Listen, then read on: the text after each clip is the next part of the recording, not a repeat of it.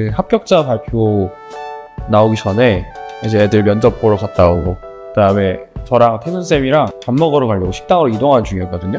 근데 태순쌤이 이거는 한 명 된다. 아니야.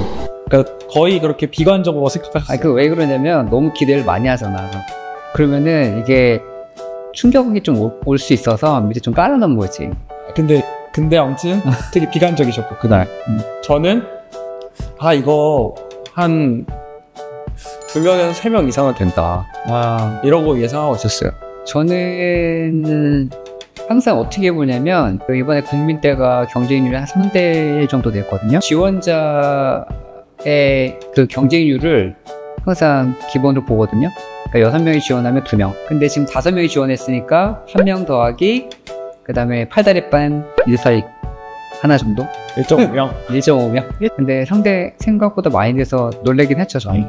저는 보통 이제 작년 같은 경우 혹은 재작년 같은 경우 약간 국민대가 어떤 조합을 해서 하는 문제가 많이 나왔거든요. 근데 이번에 그거랑 전혀 결이 다른 문제가 나와서 오히려 되겠다 싶은 생각이 드는 거예요. 왜냐면 이제 보통 어떤 형식이 있으면 보통 다른 학원에서 그 형식을 위해서 많이 준비를 하거든요. 그러면서 퀄리티를 되게 많이 올려놓기 때문에 근데 우리는 그거 많이 준비 안 했잖아요. 그죠? 예, 그러니까 좀 위험하다고 좀 걱정을 했었는데 다행스럽게 그런 문제가 안 나와서 저는 오히려 기회다라는 생각이 들었었거든요. 그때 문제가 한강이었잖아요. 네. 한강에 그 흰이라는 소설 일부를 가져온 거였는데 저는 수업 때 선생님께서 한강 텍스트를 몇 번 이렇게 하셨어요. 그런 텍스트가 나온다는 것 자체가 되게 당황스러울 수 있는데 한강의 문학 작품을 많이 접할 수 있게 준비를 했다는 것 자체가 선생님 약간 선견지명이 있지 않나요? 보통 이제 노벨상을 수상했으니까 읽게 되잖아. 책을 읽었으니까 또 그게 충만한 상태에서 이건 문제 내야겠다 해서 이제 문제를 냈던 거거든요. 근데 저는 문화적인 어떤 충격을 받을 때 있잖아요. 뭔가 감성이 충만할 때 그때 그거를 그 수업에 문제로 끌고 오는 경우가 많거든요. 그때 이제 노벨상 수상 받고 있다 보니까 그걸 문제를 낸 거죠. 근데 그게 좀 다행히 이제 운이 좋게. 네, 그러니까요. 합격한 친구들이 공통적으로 잘한 건 수업 시간에 했던 내용들을 잘 끌어왔다. 그러니까 뭐 엄청 특별한 걸 하려고 한 게 아니라 시험장 가서 수업 시간에 한 번쯤 그려봤던 것들을 좀 응용해서 시험 문제를 풀려고 했다 하는 게 좀 가장 잘하는 것이 아닐까 하는 생각이 듭니다.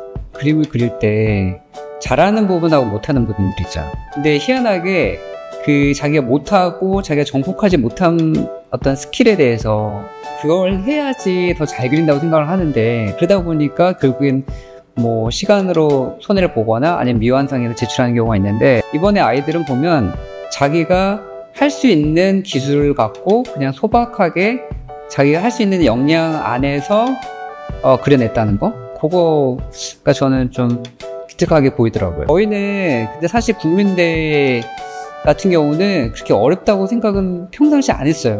왜냐면 경쟁률이 좀 낮잖아요. 3대1. 근데 저희가 뭐 서울여대나 뭐 동덕여대나 뭐 덕선여대나 이런 데 보면 경쟁률이 어마어마하게 높잖아요. 그러니까 사실은 저희는 국민대에 대한 체감 난이도는 좀 낮다. 생각보다. 국내 조형실기 대회도 있었잖아요. 그것도 좀 엮어서 좀 생각을 해보자면 일단 문제 조건들을 좀 잘 살펴야 된다. 어쨌거나 그 조건을 잘 살펴보는 것이 그 의도한 바를 따라가는 거다. 저는 뭐 비슷한 견해이긴 하지만 이게 실기대회하고 정시하고는 좀 분위기가 좀 다르다고 보는데 일단 뭐 실기대회 같은 경우는 일단 지원자가 많잖아요.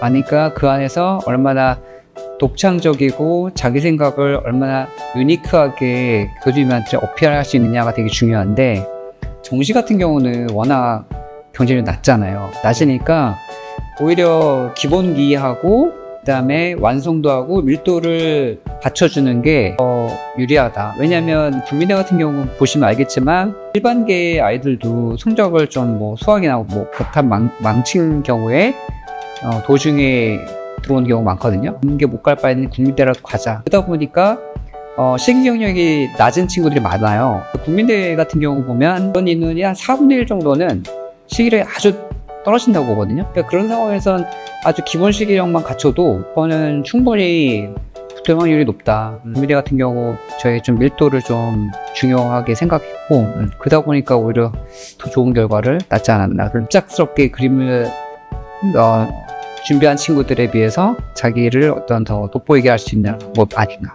면접 같은 경우가 전 늘 항상 좀 신기한데, 왜냐면 이게 국민대 정도 쓰려면 애들이 좀 공부도 잘하고 기존의 인물 소양이 좀 뛰어난 학생들이라고 좀 생각을 하잖아요. 근데 막상 면접을 준비하면 그거랑 이거랑 좀 일치하지 않는 것 같은 느낌을 받을 때가 있거든요. 이 친구는 공부를 잘하니까 말을 참 잘하겠지 했는데 생각보다 말을 되게 못하는 경우가 좀 전 있어서 전 그게 되게 놀랍더라고요. 그래서 이 말재주하고 어떤 수학 능력 시험의 어떤 고득점을 받는 거하고 좀 관련성이 있긴 있지만 이게 좀 아닌 경우도 있더라. 저는 기억에 남았던 게 그 국민대를 준비했던 친구들 중에서 한 명이 약간 불안이 캐릭터가 좀 있었잖아요.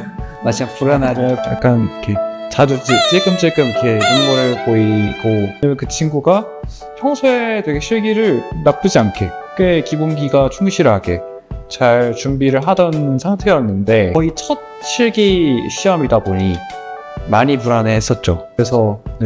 그래서 그걸 어떻게 좀 달래줄까, 약간 이런 고민을 좀 많이 했던 기억이 납니다. 그 주식에서 약간 저평가된다고 그러잖아요. 네. 지금 가장 값이 쌀 때다.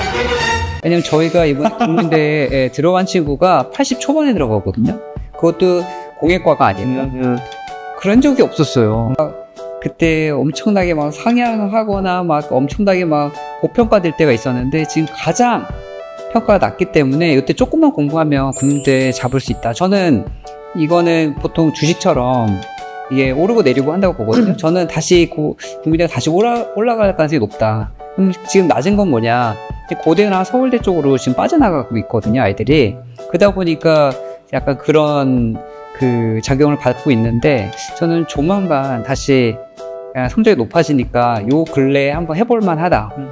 조금만 공부해서 하면은 옛날에 한 중위권 대학들 갈 수 있는 성적을 만들어 놓으면 국민대를 잡을 수 있다. 전 그 생각이 좀 들어요. 국민대 뭐 입학 이제 처분들이나 그 밑에 그 조영대 교수님들도 약간 그런 분위기를 좀 감지하지 않았나. 그래서 이제 올해부터 좀 바뀐 내용들이 또 그렇죠. 5배수로 선발을 한다던가, 어떤 학생부가 안 들어갔다던가, 뭐 이런 식으로 전형을 조금 미세하게 조정을 한 것 같아요.